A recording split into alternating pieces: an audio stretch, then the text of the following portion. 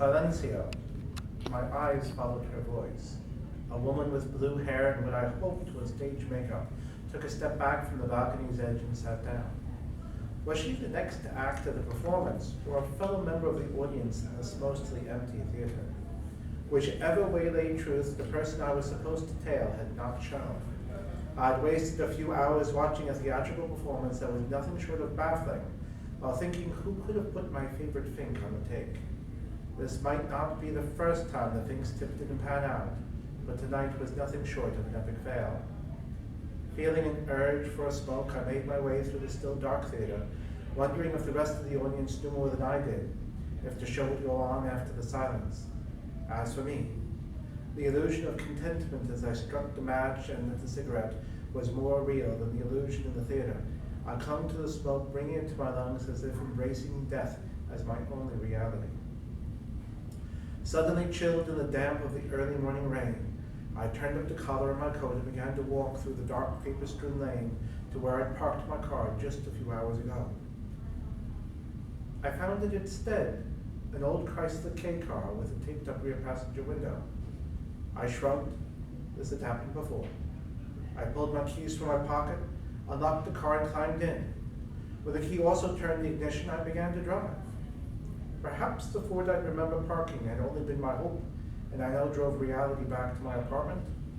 Whatever it was, I was almost home, and I'd have to find the cold trail tomorrow.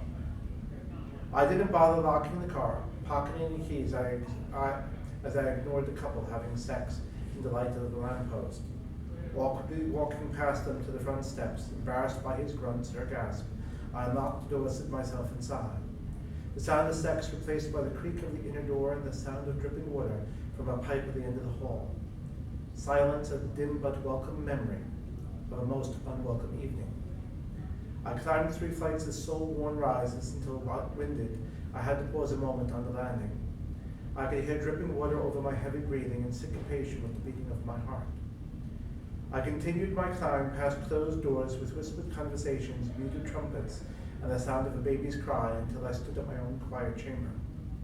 In the shadows of the flickering fluorescent hall lamp, I fumbled with my keys until I could feel the latch turn and entered. I was too tired to do much more than find my bed, so I kicked off my loafers, shed my coat, and tossed it and my hat onto a kitchen chair. I made my way through the kitchenette, banging onto one of the chairs. The noise of it hurt more than the sharp stab on my stubbed toe. I'd have a devil of a hangover in the morning for certain. My bed creaked under the weight, and I thought once more about starting a diet, just to dismiss it as tomorrow's problem. It was after the second shoe dropped to the floor that I noticed the light under the bathroom door. I cursed the electric bill I'd have next month and rose to go in there and turn it off when it was opened by someone whose features were in the shadows as the light was behind her. At least those curves certainly should belong on a woman. "Hello, Johnny," she said. Not recognizing her voice, I said hi. I was always quick with my wits. "You don't remember me, do you?" Her pout was solid in the stale air of my room, cutting through the smoke of old cigarettes and the whiskey I'd drunk before the show. "I can't see your face in the shadows, and I'm a bit drunk, so I'm not certain about your voice." I reached over, turned on the lamp that sat in my nightstand, while the shapely petite blonde in the clinging black dress brightened my room like a diamond in the mud. I did not recognize her, and I was certain I would have remembered a face like hers. "I'm afraid I still don't recognize you, though I wish I did. It might help if you told me who you were, why you were here, and how you got into my place."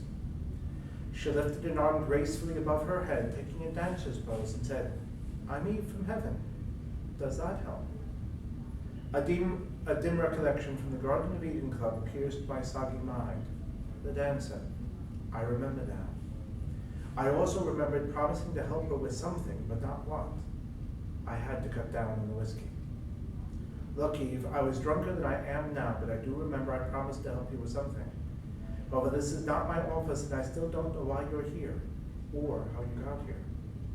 Her face fell as she stepped out of her dancer's pose, taking a step towards me. "I also need a place to crash, and I took your offer to help in any way you could very seriously. Look, if you can't, I only have one bed. If you could wait until morning when I'm a bit more sober, We can discuss your case over breakfast. The smile that returned to her face broke my drunken heart, as it didn't hide the tears I could now see in the pale yellow light. Thank you.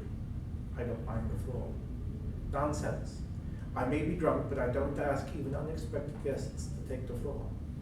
I lay down on the floor as if to demonstrate my willingness right away. If there was anything else to the conversation, I don't remember. I know I was dreaming because none of the actors' feet touched the stage. I was watching the same surreal drama I'd seen awake, but the production made more sense now. Still, things and dreams that have a sense to them don't often survive the awakening. I looked up to see if the woman with the blue hair was there, but instead, my Mark sat there. Jack the fish, looking as slippery as ever with his greased black hair and his blue silk suit. I got up from my seat and found myself climbing stairs made of air to the box with no clear goal in mind. Jack didn't seem to notice me, his eyes and the woman lips syncing to the music on stage. I climbed over the railing to find Jack gone, with a note left on a seat. I pocketed it without reading it. Hoping Jack had left through the normal exit, I opened the door in the back of the box to find it opened on a plaza surrounded by buildings with red tile roofs. But only 3 walls, if they had any walls at all. Men, women, in various states of undress wandered across the plaza, in and out of these wall-less homes, but always through the doors. I looked back through the door I'd come, and no longer saw the theater, but a large laboratory, where men in lab coats examined some shells, while women wearing only ornate feathered hats waited along the walls. I went up to one of those women to ask her if she knew where the Jack the Fish had gone, but before I could ask my question, she put her finger to her lips as if to say, "Silencio." And I woke to find even my arms on the floor with a blanket over us both. As she was even more naked than the woman in my dreams, it took me a while to fall back asleep. I don't recall any more dreams. Hours later, I woke stiff on the floor, a ray of sunlight on my face. Eve, still asleep, wrapped in my arms. I slipped my arm from under her head, carefully pulled the covers off, and pushed myself up as quietly as possible. I needed a leak, a shower, and an explanation. The latter could wait. Once in the shower, the throbbing in my temple increased as tempo and sharpness, so I opened my mouth to let some of the hot water stream down my throat to ease my dehydration. I started to lather up my hair when I heard the door to the bathroom open. Whoever Eve was, she was full of surprises. Glad of the frosted glass, I closed my eyes and started to rinse off the shampoo. At least, she didn't flush, so I'd be fine. For the life of me, I still couldn't remember her problem. Clean and rinsed, having her to leave the room, turned off the water, stepped out of the shower to towel off. While drying, I thought of 10 witty things to say to her as I left the bathroom, but the smell of fresh coffee removed all thoughts except a tall cup of joe. I pulled my threadbare robe tighter, left my bedroom to find her going through my fridge. Not much for privacy, are you? I'm private in the things that matter. You don't have much food. I wasn't expecting company. There should be enough eggs and bread. I found out. I was looking for some butter. I doubt you'll find any. Let me boil the eggs. We can use the jam on the toast and discuss your situation after we eat. She closed the fridge, turned to me. Last night I hadn't noticed the blood on her dress. What kind of trouble was she in? How about you dress while I cook?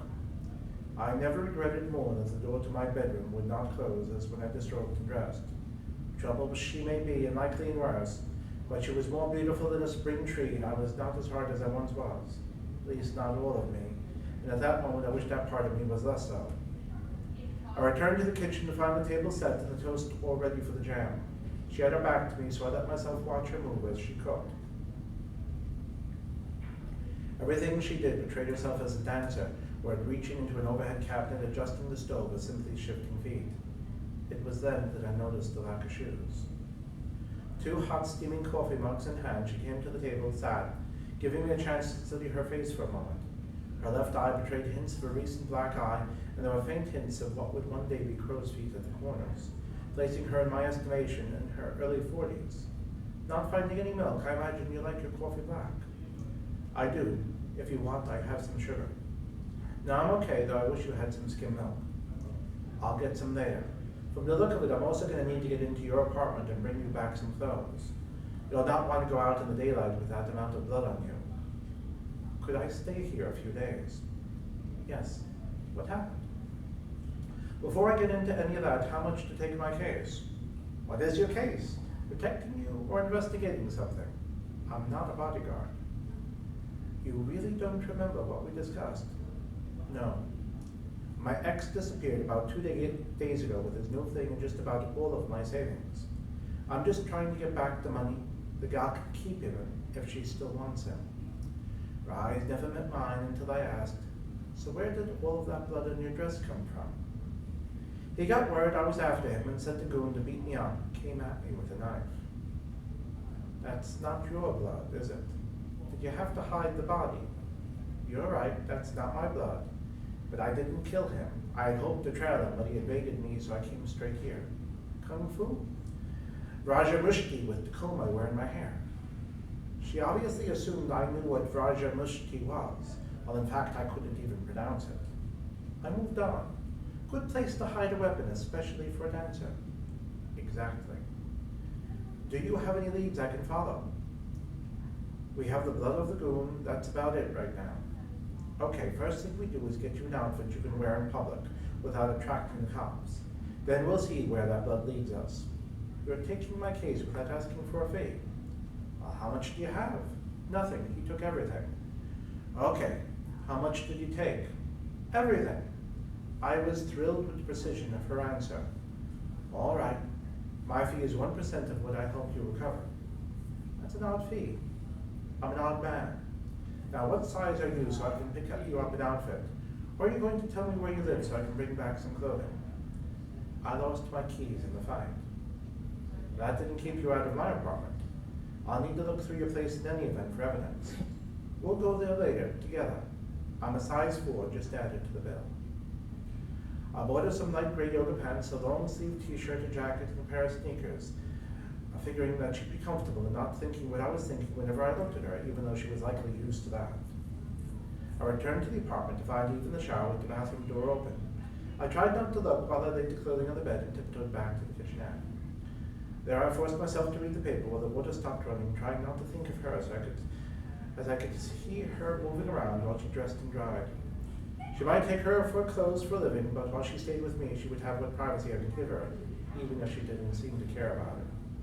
After reading every part of the paper, including the funnies twice, she finally came into the kitchen, a hint of her scent, the only thing that made me know that she'd entered the room. What does my horoscope say? How would I know? What's your sign? I answered without looking up. Gemini. I glanced over at her, stark naked with her towel wrapped around her hair, her face lit with a smile that warmed the heart. I quickly let my eyes fall back to the paper. Let me find it. Here. Your tendency to leave things unfinished will be your chief challenge. While you want to skip off to something more fun, stick with the unpleasant task you find yourself in the middle of. It will be worth it. I glanced at her face to see her smile fade. She took this stuff seriously.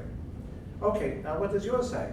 No idea. I don't even know what sign I am. When were you born? I put the paper down. I'd rather not say. She put on a pout that both tore my heart and made me want to laugh. I realize now that this is exactly what I fall for that day. Look, I don't pay much attention to that stuff. She grabbed the paper from me. It's important to me that I know what your horoscope says. Please, tell me when you were born. April 1st. Oh. Oh, what? She pushed the paper back to me and sat, crestfallen. I looked down at the paper to find what the sign was, and I read, now is not the time to be taking on new projects, no matter how attractive. Say no and be firm about it. This is nonsense. Get dressed. We'll get started. But there were actually tears in the corners of her eyes. No buts about it. I'm as good as my word. Besides, helping you is not a new project. I agreed to this twice last night, and until I've helped you get your money back, this is the only project I'm working. It wasn't as if I had any leads on the case I'd been working yesterday. Now get dressed and let's get going. She stiffled. I gave her my handkerchief, which she used to dab her eyes. She played the damsel in distress perfectly. I let my eyes follow her sway into the bedroom and watched her as she dressed. It fits perfectly, she called out to me as she laced up the sneakers. Yeah, it does, I thought. Well, why is it now black? I bought light gray. I fished in my pockets for my receipt, pulled out both the receipt and a note card, which was not there yesterday. The receipt confirmed to my memory I bought gray sweats, but on her they were black. I put the receipt back in my pocket, opened the note. No writing on it. just a drawing of a fish in a silk suit. Eve looked stunning in the sweats as she rejoined me in the kitchen, holding a bag. I put the dress in here. Let's go. It was an old Fiat Spider where I left the broken Chrysler. Sure enough, key fit. I started the drive to the best forensics lab that would work on credit. This is a fun ride. You should let the top down on mornings like this.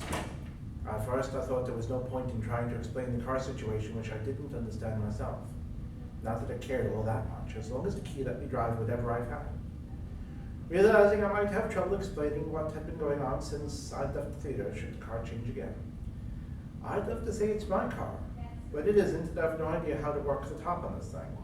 You got an antique on rental. Impressive. More a loan than a rental.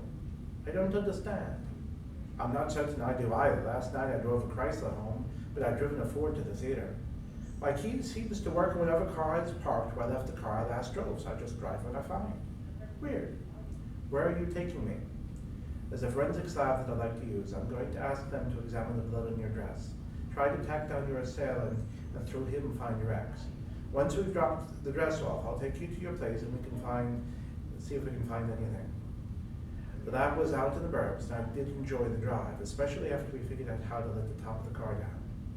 I parked the car, was making my way around to the gentleman, and opened the door for her when she swung herself out, now dressed in a blue miniskirt and t-shirt. How did you do that? Do what? Change your outfit? What do you mean? Look at what you're wearing. She glanced down at what to me were the most lovely pair of legs I lay on and shrugged her shoulders. No idea how that happened. I put on the black sweats you bought me. That's part of what's odd. I bought you like gray sweats. Perhaps my clothing is like your car. Except it doesn't change while I'm driving it, or at least it hasn't yet. Anyway, let's get going. Wondering about imponderables isn't going to change a thing, or help us find your ex. The lab was on the third floor of an older building where the elevator was often broken. The halls were not air conditioned. San Francisco summers weren't much, but in that mild heat, the climb up became quite the workout. As it was this morning, we were both sweating a little when we got to the landing. You're certain there's a crime lab here? Yes, right this way. While the halls were dim and hot, you felt like you stepped into a refrigerator the moment you opened the door to the lab's office. I took the bag and taking her dress to the window, hoping her dress was still a dress and the blood was still on it. Unfortunately, the woman behind the window was still Gladys. Hello, Johnny. Been a long time since you darkened my door. It would have been a lot longer if she hadn't worked at my favorite lab. Hello, Gladys. How are things? Actually, they're good. I got me a man, moved in with him about 3 weeks ago. I'm glad for you. Poor guy must be a saint. That's your client behind you or the latest lover? Hey, Blondie, you better be careful with Johnny here. He's big on promises and small on delivery, if you know what I mean. Look, Gladys, I'm sorry it didn't work out between us, but I honestly did try. Can we just keep this to business? All right, business. What have you got for us? There's blood on that dress. I need to know who it belongs to. Lost a body again? I never lost a body, and in this case, there's no body to lose. Yeah. The thug assaulted my client. It's his blood. Gladys took a long look at Eve, who was reading the newspaper clippings on the wall. Her ex? I'm impressed. She looks like nothing more than a common whore. I ignored her, hoping Eve hadn't heard. What's the backlog? A month. A month? You don't exactly pay promptly. What if I pay up front? She's that good in bed? Look, Gladys, she's a client, not a lover. You pay up front. We'll have the results by end of day. How much? 4 bills. Take a check. From you? Look, it's good. I don't happen to carry around that kind of cash. I pulled out my checkbook, wrote the check, which I then tore off and handed to her. If it bounces, I'm going to take this dress and hold it over a Bunsen burner myself. It's good. It better be. She pulled a machine from under her desk, sat on top and ran the check through as if it was a credit card. A few minutes later, with a look of pure astonishment on her face, she handed it back to me. Well, we have reformed ourselves. You can keep this as a receipt. Not a lover, just a client. Well, I'll be Johnny. Looks like you're growing up a bit. I'll be back at the end of the day for the results. Eve followed me out of the office without a word, but that only lasted until we were in the hall. Well, Johnny has quite the history. Will Super Bitch in there actually do the work? Gladys the Super Bitch? Yeah, I guess you could say that, but from her perspective, I really did her wrong. However, I trust her and the entire lab to pull together anything that can be learned from that dress of yours, and do it fast. Now on to your place. This time, the car was an old Citroen, somewhat rusted around the bottoms of the doors. A bit of a step down from the sports cars at Eve. I held the door for her. With any luck, it wouldn't be ours for more than this drive. Sure enough, the key turned the ignition. I just hope I never got towed. I'd never know what car to retrieve from the police. What's the address? 575 Leavenworth, near O'Farrell. Well, at least the car matches the area.